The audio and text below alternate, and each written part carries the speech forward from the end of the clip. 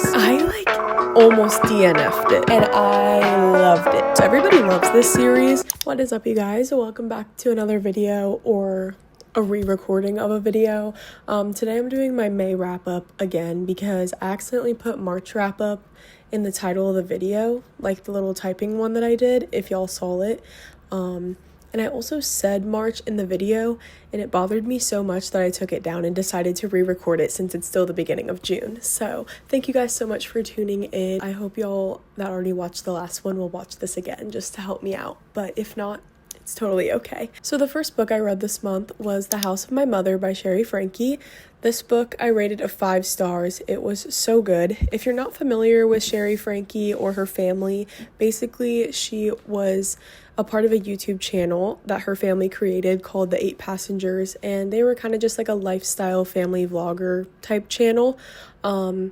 And she just kind of talks about the lack of privacy that she had with a camera always in her face, and a lot of the behind the scenes things that like the fans didn't see. The verbal abuse and the physical abuse that actually started to happen more so once Sheri moved out with the 2 youngest kids. There is a documentary on Hulu about this. I forget what it's called, but if you just search up 8 Passengers, you'll find it.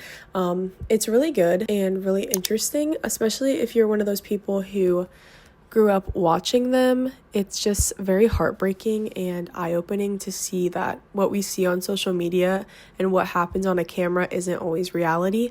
And I just loved this book. I feel like I'll never get a similar reading experience just because I'm so familiar with the family from what I've seen on YouTube, obviously.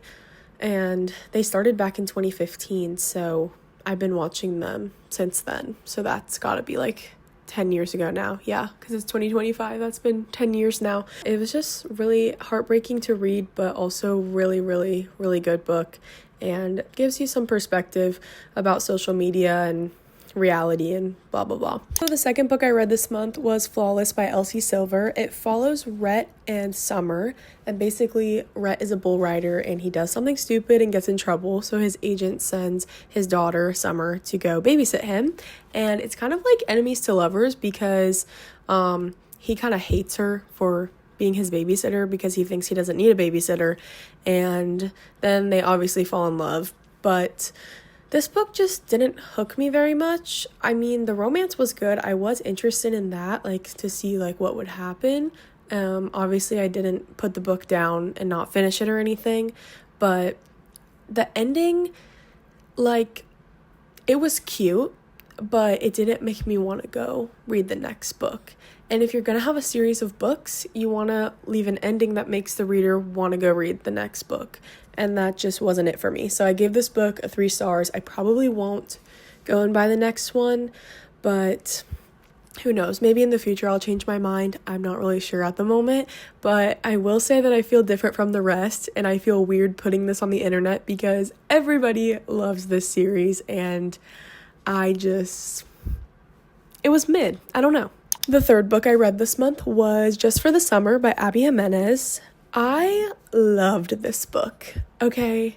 It was so cute. So this book follows Emma and Justin, and basically they are convinced that they have a curse on them where when they're in a relationship and they break up, the other person goes on to find the one. So they think that if they date each other, that they will break up and then they'll go off and find the one. When I first read the back of this book, I was like, oh, cute. This will be a lighthearted romance. No big deal. I'll probably like it. Maybe not. Who knows? I'm going to give it a try.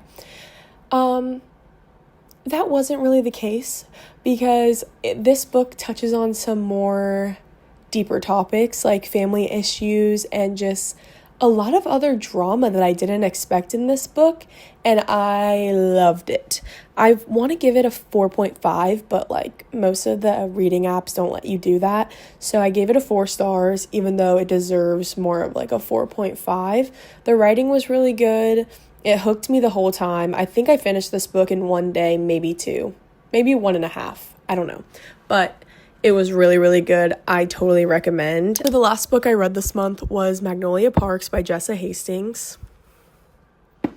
This is another one where I feel really different from the rest because I almost DNF'd it because everybody loves this series and I just did not like this book. I definitely was hooked by some parts of the book, but overall it was really confusing, and usually I say I like an emotional roller coaster, but this was just not it. I don't know what it was about it that made me, maybe it was just that they were too toxic. I don't really want to give too much away about the book, and honestly, like, I haven't thought about this book once since I put it down, and it was the last book I read of the month, and it's only like the 4th of June today, so I think that tells enough. So I gave it a 2 stars. It wasn't awful, but it was just like, it was really confusing, and I feel like I didn't know what was going on the whole time. I listened to the audiobook for a good portion of this book, and maybe that's the reason, I don't know, but she kind of jumps back and forth on the timeline, I think, from past to present, to give some kind of backstory between Magnolia and BJ and like some of her exes, and that really confused me a lot. Maybe it was confusing because I was listening to it on an audiobook, but I was still confused when I picked up the book and read it, so I don't really know. All I have to say is that I have no interest in going on to the second book. I'll say that. Well, you guys, thank you so much for tuning into today's video. That is all the books I read this month. And let me know what you guys are reading right now in the comments, or any recommendations you might have for me. And any of y'all's thoughts, disagreements, or agreements on anything I said on these books, I'd love to chat with you guys about it. My Goodreads, TikTok, Instagram, all in the description below. So make sure you go click those links for more daily content. And yeah, hit the subscribe button and the notification bell if you want to be notified every time I post. I will see y'all next time. Love you. Bye.